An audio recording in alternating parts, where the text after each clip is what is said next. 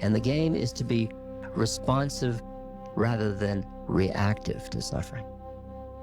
In fact, in any week you take in my life, I am dealing with really the most traumatic experiences that human beings can face. People are calling me with crises and they're just presenting them because I invite them.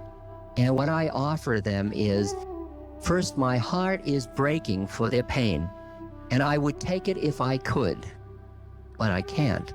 And at the same moment as my heart hurts, I have a very, very deep appreciation of the lawful nature of things, and that is at some other level, not the human personality level, at a spiritual level, that is the curriculum that person needs to have. It is optimum for them. And it's not Pollyanna-ish. I can feel it is rooted in an absolute depth of understanding of Dharma, a sense of the rightness of people's life experiences, even as traumatic as they might be.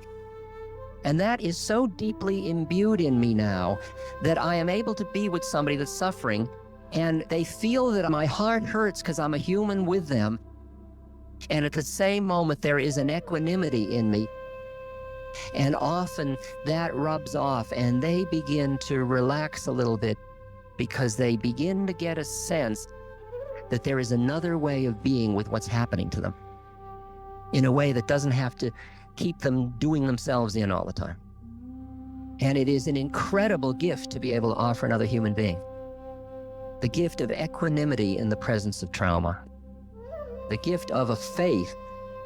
It's faith, really. It's not beliefs, it's faith.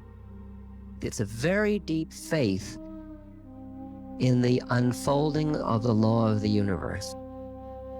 And it's interesting, especially when you start to deal with people who have dramatic life shifts, where they get a diagnosis or something like that that changes the whole meaning of their life.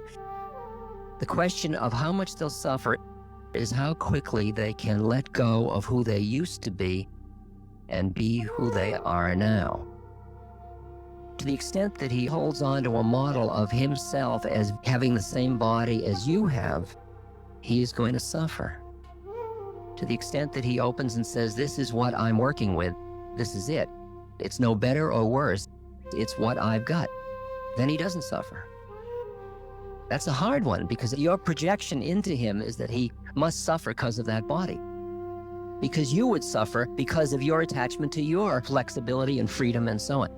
But can you imagine, I mean, from a bird's point of view, we must all be suffering terribly.